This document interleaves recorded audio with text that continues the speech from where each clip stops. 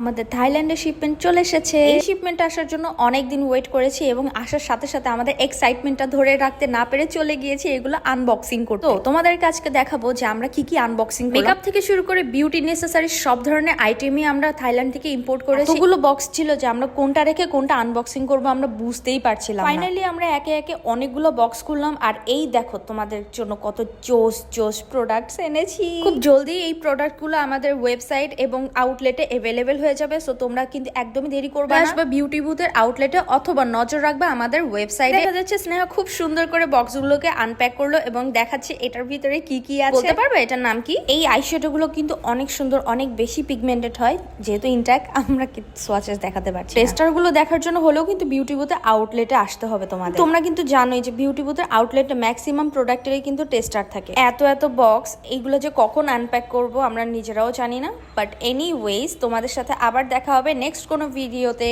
So by.